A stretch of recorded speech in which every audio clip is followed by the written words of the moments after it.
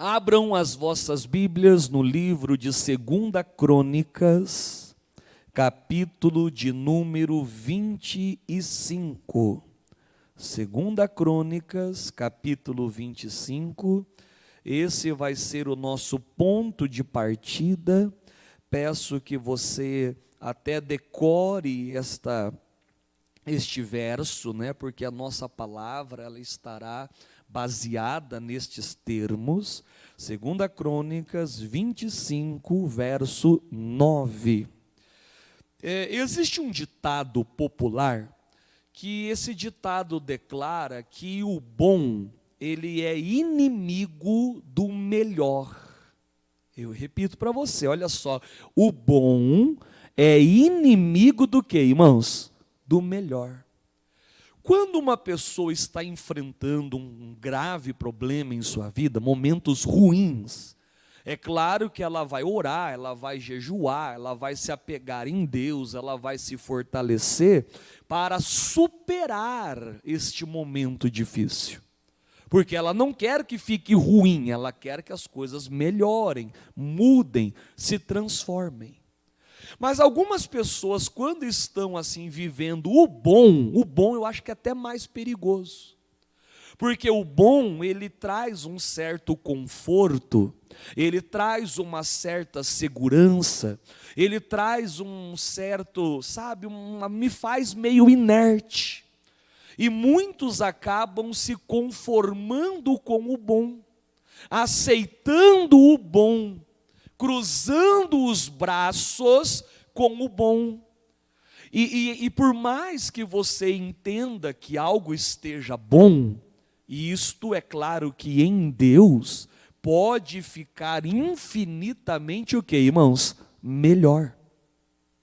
Porque talvez eu considere na minha mente que algo é bom, mas a bênção de Deus para a nossa vida sempre será uma bênção transbordante, uma bênção que vai me surpreender, tanto surpreender a minha pessoa, como aqueles também que me conhecem. Por isso que a bênção de Deus também é chamada de milagre. Porque milagre é algo que é tão grande, é tão expressivo, é tão fora de um comum, é fora de uma normalidade, que quando uma pessoa recebe, todos veem que realmente foi Deus que fez, e sempre é maior do que todos estavam aguardando, as expectativas. Irmãos, o que Deus tem para nós sempre é maior. A Bíblia declara que os pensamentos de Deus são o quê, irmãos? Maiores que os meus pensamentos. Os seus caminhos são o quê? Maiores do que os meus caminhos. Então, nunca se conforme com o bom. Se a sua vida está boa, glória a Deus. Amém, Jesus. Pastor, eu estou num bom trabalho. Amém. Pastor, meu casamento está bom. Amém. Glória a Deus pelo bom, mas não, digamos assim, se conforte no bom, não se acostume no bom, creia, agradeça pelo bom, mas ore e diga: Deus, o Deus que eu creio, que eu confio, Ele pode transformar o bom em ótimo, Ele pode transformar o bom em algo extraordinário. Ele pode pegar o que eu entendi. Pastor, eu estava assim conformado com algo. Esses dias aconteceu um milagre bonito na igreja. Uma senhora, ela veio falar comigo e ela perdeu o emprego dela. Esse negócio de Covid-19, muitas empresas dispensando, na empresa dela não foi diferente. Ela foi dispensada, ela ficou triste. Ela chegou aqui na igreja: pastor, eu estou preocupada, a pessoa tem aluguel para pagar, a pessoa tem água, tem luz, tem mercado, tem tantas coisas a fazer, e ela falou: pastor, agora eu fui mandada embora. E ela estava triste, choramingando. Eu falei: não, para com isso, porque se a senhora saiu, se Deus permitiu que você saísse de lá, é porque Deus viu que o seu ciclo naquele lugar acabou. Deus percebeu que toda a prosperidade que você alcançaria naquele lugar, você já havia alcançado. E você talvez estava ali tão conformada com aquele saláriozinho, tão conformada com aquele dinheirinho, e você parece que se esqueceu do Deus da prosperidade, das promessas que Ele lhe fez. E isso trouxe ao coração dessa irmã uma calma. Essa irmã, irmão, eu vou falar para você, depois ela veio me contar, falou: pastor, a melhor coisa que poderia ter acontecido comigo foi de ter sido mandado embora daquele local.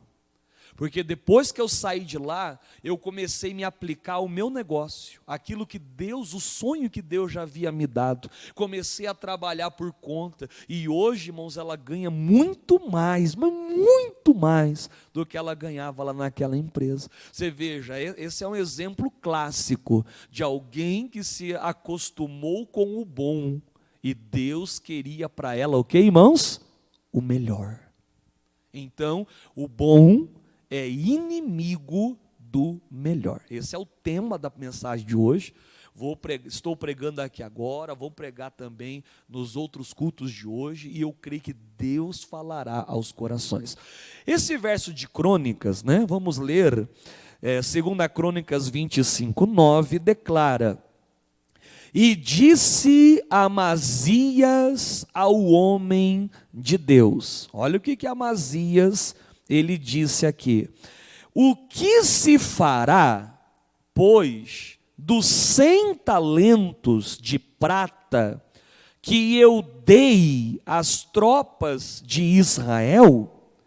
E disse o homem de Deus, atenção ao que diz o homem de Deus: mais, muito mais, tem o Senhor para te dar do que isso.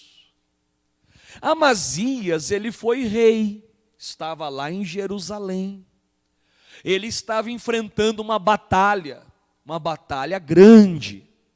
Nesta batalha, ele resolve contratar o exército de Israel para ajudá-lo naquela batalha. É como se ele contratasse soldados para aumentar o seu efetivo, inflar o seu exército. E para que os soldados fossem lutar por ele, ele dá uma quantia, ele dá 100 talentos de prata, era muito dinheiro. Só que o homem de Deus falou assim: olha, não vai lutar com o exército de Israel não, porque Israel estava num período de sua caminhada, estavam distantes de Deus, estavam longe da oração, estavam longe do propósito, e o homem de Deus falou: se você levar esse exército, você vai perder. Talvez na sua mente limitada, você pensa assim: quanto mais homens, melhor. Só que para Deus não trabalha com números. Para Deus vencer, Deus não precisa de mais soldados. Deus precisa de soldados leais, de soldados fiéis, de soldados que possam e se permitam ser usados por Ele. Então não adianta você pensar que quanto mais soldado, a vitória virá mais fácil. Pelo contrário, Deus está triste com Israel, e se você levar esse exército com você, aí é que você vai perder mesmo.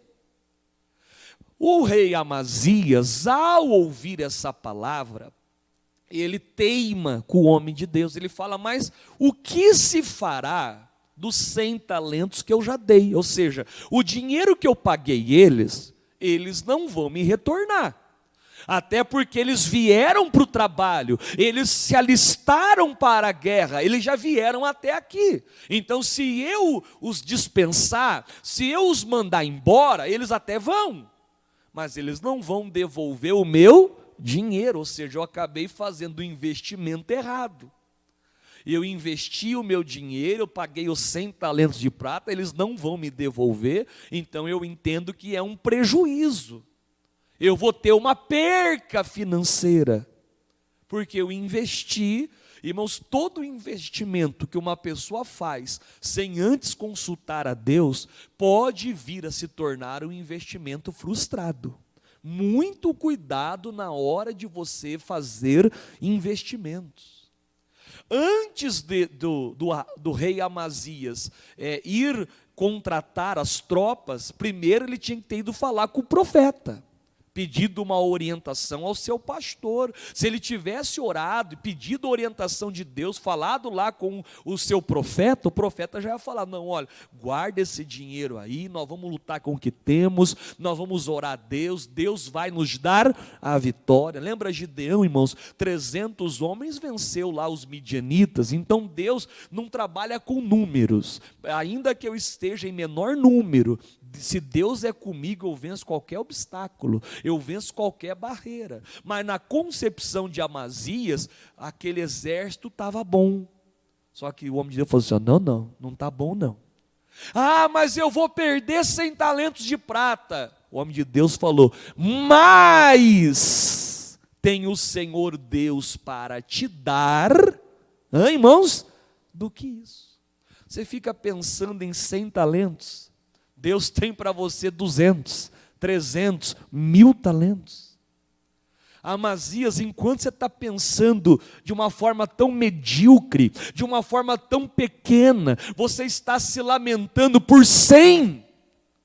Você está aí pensando em 100, quando Deus é poderoso para, além de te dar vitória nessa batalha, acrescentar a você outros e outros e outros. Irmão, acho que a pessoa mais, que não usou a inteligência na Bíblia foi o Judas Iscariotes. Quando Judas vende Jesus, você se lembra, ele vende Jesus por quantos, irmãos? 30 moedas, 30. Sendo que uma vida de comunhão com Cristo, uma vida de fidelidade, uma vida de obediência, traria para Judas não só 30 moedas, trariam 60, 90, 120, 1000, 2000. Irmãos, quanta prosperidade Judas não poderia viver e desfrutar se ele apenas tivesse mantido a fé dele em Cristo.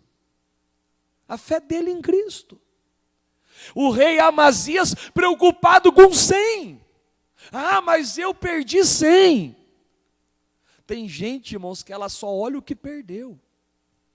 Ela fica chorando o que perdeu. Chorando o leite que se derramou, e não adianta. Você teve uma perda na sua vida, um prejuízo na sua vida, houve um investimento que foi torto, que foi prejudicado. Ore a Deus e fale: Deus, aquilo que um dia eu perdi, o Senhor é poderoso para restituir na minha vida. Eu vou ficar olhando para 100 e achar que 100 é bom, quando mais tem Deus para me dar do que esse 100. Esse 100 é apenas uma fichinha. É uma coisa mínima diante do que Deus tem para mim. O Jó, irmãos, cometeu esse erro de ficar reparando o que ele perdeu. Quer ver? Ó? Vai lá no livro de Jó para você ver. Jó, capítulo 29. Jó é antes do livro de Salmos. 29, verso 2, aqui o Jó estava se lamentando e se lembrando, por assim dizer, do seu primeiro estado, ou seja, de tudo aquilo que um dia ele teve, toda a riqueza, toda a fartura, toda a abundância. Você lembra que ele era patrão, ele tinha homens ao seu serviço, ele tinha bois e gados, ovelhas, cabritos, ou seja, ele era para a sua época hoje o que chamaria de um mega empresário. Uma pessoa que tinha vários negócios, várias atuações de frente, de mercado, uma pessoa top, uma pessoa vencedora mesmo, assim era o Jó. Só que a gente se lembra da história, o Jó perdeu tudo o que ele tinha.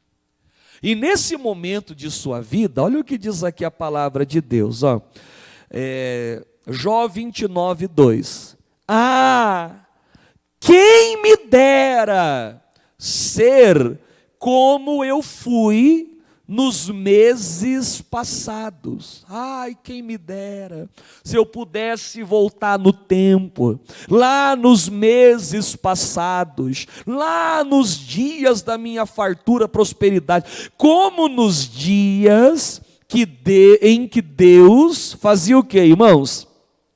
me guardava. Você veja que o Jó, ele estava se lamentando a respeito dos seus dias passados. Ele diz: e olha, quem me dera se eu tivesse, se eu pudesse voltar no tempo, se eu pudesse reparar a minha vida, quem me dera viver aqueles dias de glória que eu vivi, sabe, aqueles dias de prosperidade, de vantagem, aqueles dias que eu tinha fartura, que eu tinha prosperidade, que as coisas eram reais na minha vida. Perceba que o Jó estava triste, decepcionado com ele mesmo, por coisas das quais ele havia perdido, e ele se lembrava daquilo com uma saudade. Vamos ler de novo, olha: quem me dera ser como eu fui nos meses passados. Pastor, eu queria ser o que eu já fui um dia. Eu queria ter de novo aquele trabalho. Eu queria ter de novo aquela oportunidade. Eu queria de novo viver aquele tempo. Pastor, aquele tempo que eu vivi lá na minha cidade, lá na minha casa, lá no meu casamento. Pastor, foram dias de glória. Foram dias que eu dominei, que eu venci. Foram dias que eu dava um bom testemunho. Hoje, pastor, quem olha para minha vida hoje, vê em mim um fracasso, vê uma lástima. Olha, o Jó se sentia assim.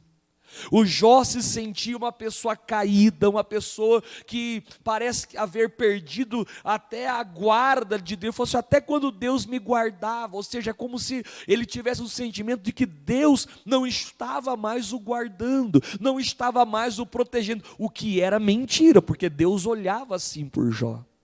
E o problema da gente ficar lembrando do bom é esse, é que a gente acaba se esquecendo que Deus está presente na nossa vida, e presente para nos preparar algo muito maior, algo muito mais dinâmico, algo muito mais vantajoso. Lembra do que o homem de Deus falou para Amazias? Mas tem o Senhor Deus para te dar do que isso, Jó. Se lá atrás você teve uma prosperidade, você gozou uma fartura, se lá atrás você foi bem sucedido, então agora em Deus você tem que acreditar que mais tem Deus para te dar. Se lá atrás você foi feliz, você foi uma pessoa realizada, que cumpriu metas e alcançou o propósito, se lá atrás você já foi alguém, então hoje em Deus, isso tem que superar.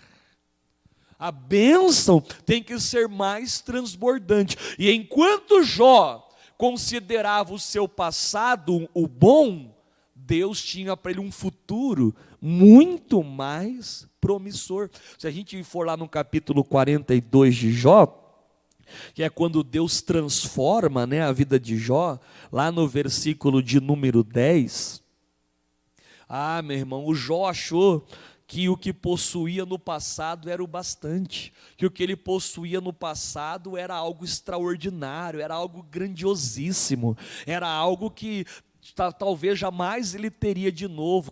Tadinho, ele não conseguia ver o projeto de Deus para ele, que era esse, Jó 42, 10, e o Senhor transformou o cativeiro de Jó, quando orava pelos seus amigos, e o Senhor acrescentou na vida de Jó, acrescentou outro tanto, em dobro, a tudo quanto dantes ele possuía. Deus provou para Jó: se você achava que o teu passado era bom, você não está conseguindo ver que o que eu tenho para você hoje é muito maior, é o dobro. É o dobro. Irmãos, o mínimo que Deus tem para você, o mínimo é o dobro. Palavras de Jesus, ele ainda pode multiplicar a 30, a 60, a 100 vezes mais. Você fica aí pensando no que era bom.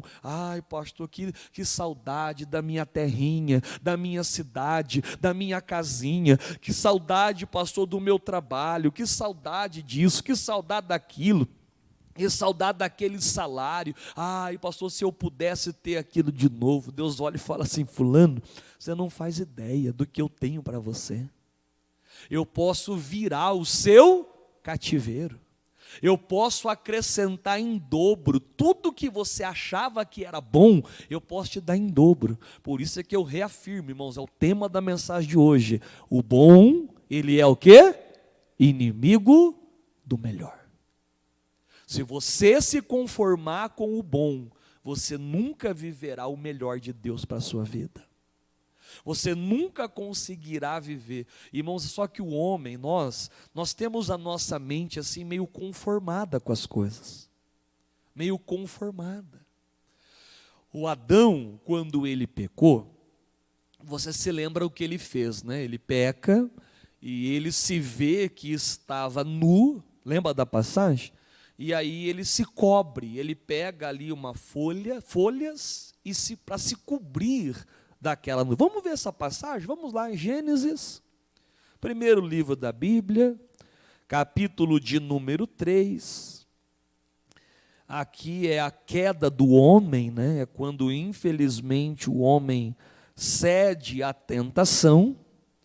Capítulo 3, verso 20 aliás, 3:7, vamos ler primeiro 3:7, e aí do 7 a gente já pula lá para o 21, tá?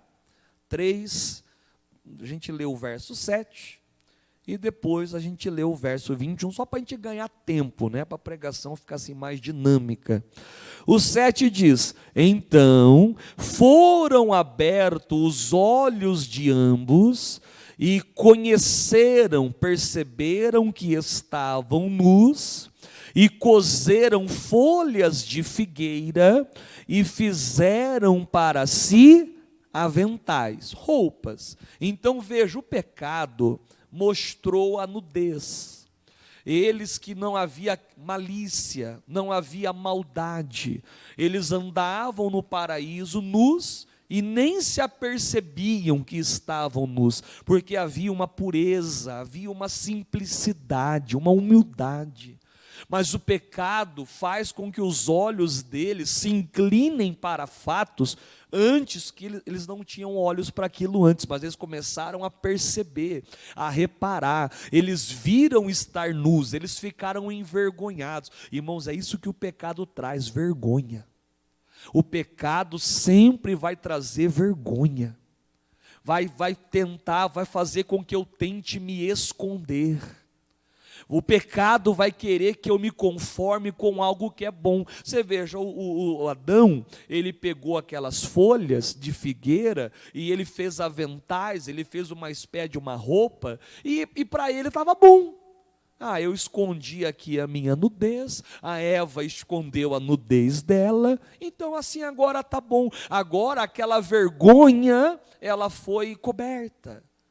Irmãos, sabe, ele entendeu, ou ele achou que aquela roupa feita de folhas era o melhor. Mas deixa eu te perguntar, irmãos, quanto tempo você acha que uma roupa feita de folhas duraria? Pense nisso. Quanto tempo uma folha, uma roupa, um avental feito com folhas, aquela folha ia se secar. Aquela folha ia estragar, ia rasgar, não tinha nenhum tipo de força, de durabilidade. Era algo feito que não ia dar certo. Mas para Adão aquilo estava o quê, irmãos? Aquilo estava bom, porque aparentemente tapou a sua nudez. Resolveu aquele problema, nem que momentaneamente. Um erro que a gente comete também é esse, é tentar só tapar as coisas, esconder as coisas. É querer pegar o pecado e jogar para debaixo do tapete.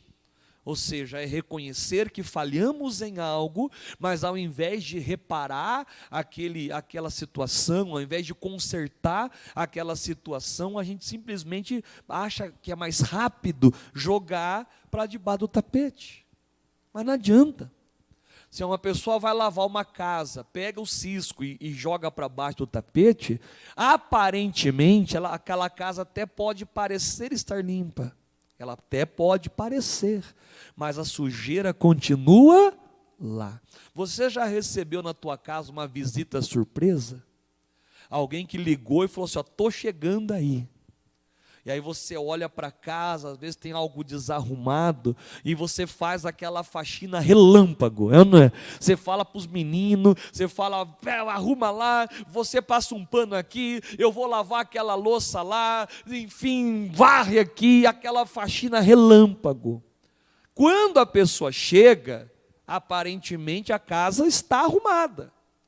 Mas ela nem sabe, irmão, que às vezes aquele cisco está empurrado num canto, aquela roupa foi colocada às pressas lá numa gaveta, não é verdade? As coisas foram, sabe, para Adão estava bom, uma folha de figueira estava bom. Mas Deus, que sempre faz mais, olha lá o verso 21, né, que eu falei para você. O 21 declara: e fez o Senhor Deus a Adão, e também fez a sua mulher túnicas de peles, e os vestiu. Você vê que, irmãos, o bom é inimigo do melhor. O que Deus tinha para Adão? Túnicas de pele. Até hoje, as roupas mais caras que existem, mais chiques, são roupas de pele, de animais.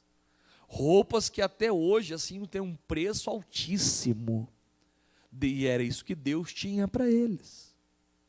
Ah, pastor, mas eles erraram, eles pecaram, eles estavam por conta daquele erro longe de Deus, e realmente o pecado me afasta de Deus, mas mesmo uma pessoa que está em pecado, Deus deseja dar a ela uma nova chance, uma nova oportunidade. É claro, irmão, Deus não tem nada a ver com o pecado, né? Deus, ele aborrece ao pecado, mas ele ama ao pecador, e sempre dará ao pecador a oportunidade para que ele se volte para Deus, para que ele se arrependa, para que ele busque um avivamento, para que ele se aproxime do Criador, para que ele se torne uma pessoa de Deus, um homem de Deus, uma mulher de Deus, uma pessoa fervorosa, uma pessoa enriquecida. Eu estou pregando na igreja sobre avivamentos, e é importante que você passe por esse avivamento. Que você, pastor, eu estou igual Adão, eu estou me cobrindo com folhas, eu estou longe de Deus, e eu estou tapando, como diz o outro, tapando o sol com a peneira, mas eu não quero mais não, eu não quero mais me cobrir momentaneamente, eu quero de Deus essa roupa nova, essas vestes reais, essas vestes que vão verdadeiramente edificar e transformar toda a história da minha vida, em nome de Jesus. Para terminar, para a gente orar, vamos ver o exemplo de Josué. Abra lá no livro de Josué, capítulo 1, versículo 4. Repito, irmãos, o bom, ele é o que, irmãos? Inimigo do melhor. Não se conforme com o bom. Cuidado, irmãos. Cuidado para que você não cruze os braços. Cuidado para que você simplesmente não ache que já fez o que deveria, que já alcançou o que deveria, sabe, de estar conformado. Não, irmão, Deus sempre terá o algo a mais, a porção dobrada. Deus sempre vai ter uma roupa melhor, uma veste melhor para você.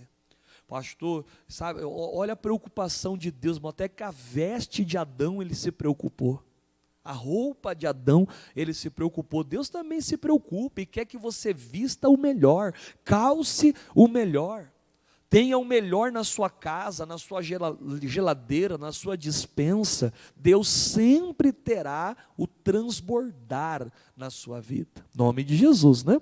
Josué capítulo 1, verso 4, diz assim: desde o deserto e desde este Líbano até ao grande rio, que é o rio Eufrates, toda a terra dos heteus e até o grande mar, para o poente do sol, tudo isso será o vosso termo.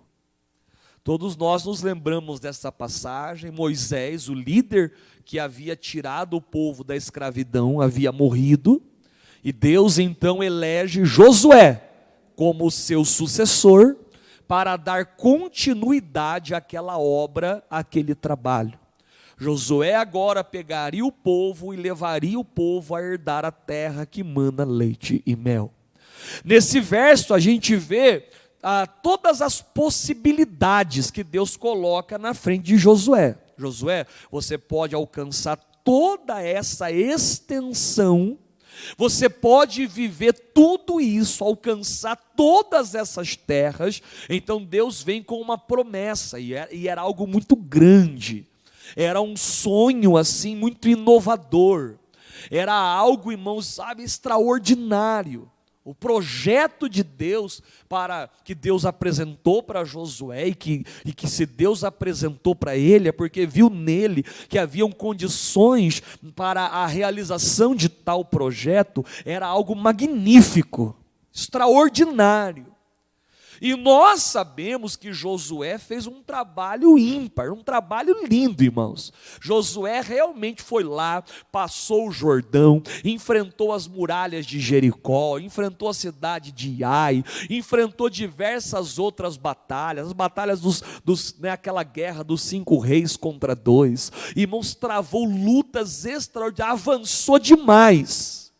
O Josué fez um trabalho extraordinário. Se era para ele avançar, ele avançou. Se era para lutar, ele lutou. Se era para guerrear, ele guerreou. Porém, todavia, o Josué, como eu e você, ele envelheceu. Ele pegou idade. E na hora que o Josué ele envelhece, ele acaba se conformando com aquela velhice e ele para. Parece ele olhar assim para trás e ver as suas conquistas, as suas realizações, idealizações, ver tudo que ele havia feito, andado, vitórias que ele havia tido. Ele simplesmente para. Sabe, eu já ouvi pessoas assim com mais idade falar assim, o que eu fiz já está bom, agora eu vou deixar para os outros, né? Agora eu vou deixar para os mais jovens. O Josué, irmãos, ele é um vencedor na Bíblia. Pensa num homem vencedor na Bíblia, é Josué.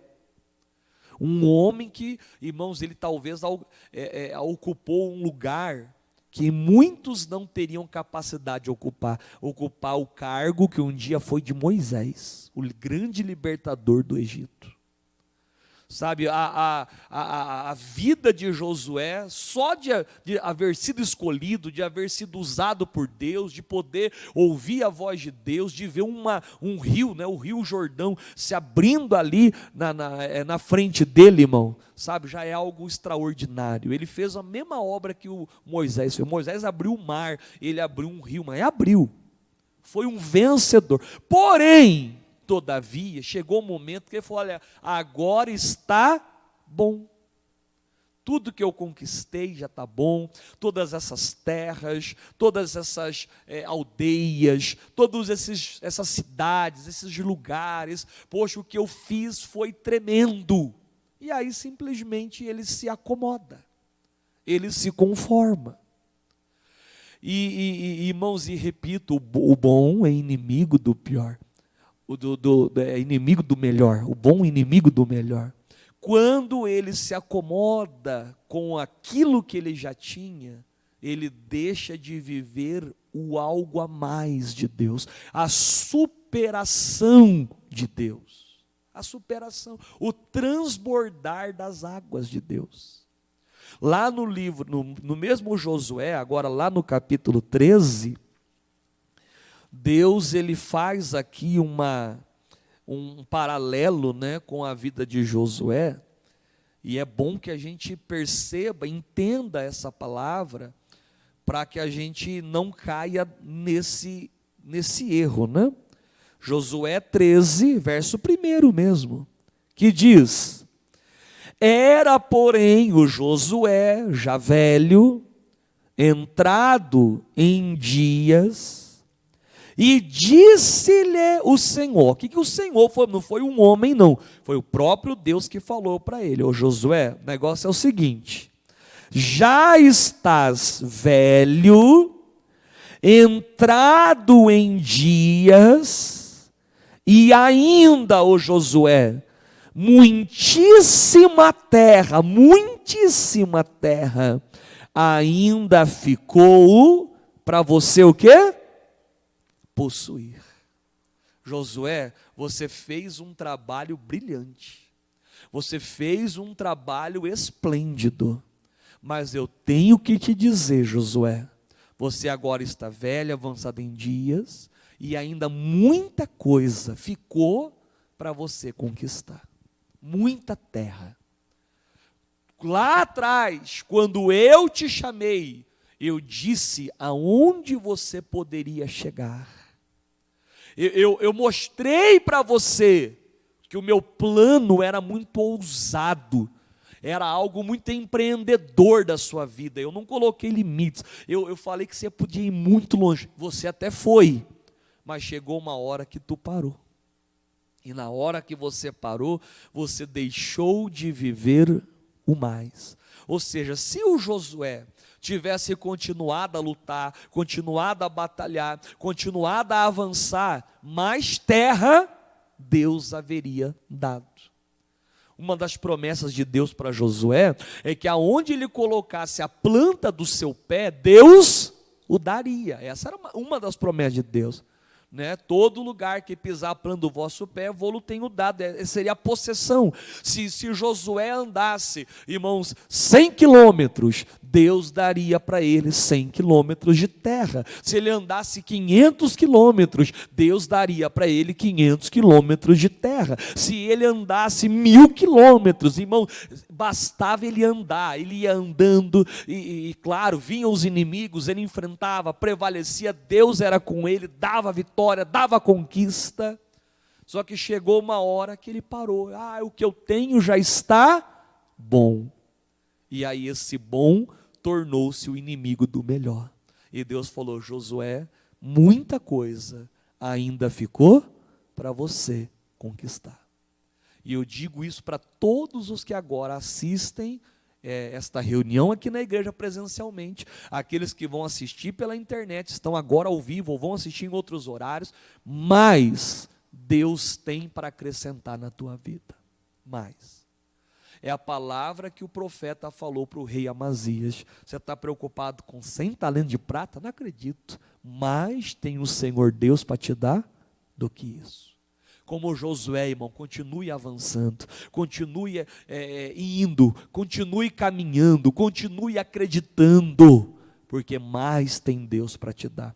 Para a gente orar, irmãos, abra lá no finalzinho da Bíblia, primeira epístola de João, capítulo 3, versículo 2, e aqui eu termino e a gente vai fazer a oração da fé. Aquela oração que manda embora o mal, aquela oração que resolve problemas, aquela oração, irmãos, que faz Deus tocar na sua vida e operar milagrosamente em nome de Jesus. 1 João, capítulo 3, verso 2. Amados, agora somos filhos de Deus. Diga: eu sou filho de Deus. E ainda não é manifesto o que havemos de ser. Então, me tornei filho de Deus e eu não faço ideia do que ainda eu posso vir a ser, posso vir a me tornar, posso vir a ser vitorioso, completo. Mas sabemos, e isso é certeza, que quando Ele se manifestar, seremos semelhantes a Ele, porque assim como Ele é, o que acontece, irmãos? O veremos. Irmãos, olha, nós não fazemos ideia, sabe? Você talvez ainda desconheça o seu real potencial. Você ainda não sabe aonde pode chegar. Se você pudesse, numa fração de segundos, ter um vislumbre, sabe, se Deus pudesse assim abrir a cortina e você dar uma espionada nos projetos de Deus para você, você ficaria maravilhado. Você diria: pastor, eu não fazia ideia, eu não fazia contas, eu não achei que era tudo isso, eu achei que já estava bom. Irmão, só que o bom sempre será inimigo do melhor. Se está bom, glorifique a Deus, porque o bom é bom, glorifique a Deus, mas fala: Deus, eu acredito que o Senhor tem mais para mim, o Senhor tem mais para me dar do que isso, e o Senhor acrescentará na minha vida, segundo o que o Senhor tem para mim, e que me levará também a me aproximar de Ti. Irmãos, o segredo é se aproximar de Deus. Se aproxime, ore, jejue, se consagre, venha, participe de tudo aquilo que é espiritual, aviva a sua fé, ame a Deus acima de tudo, ame o seu próximo como a ti mesmo, porque desta maneira você alcançará e viverá o melhor de Deus. Não apenas o bom, mas você viverá o melhor, em nome de Jesus. Quem entendeu, diga obrigado, Senhor.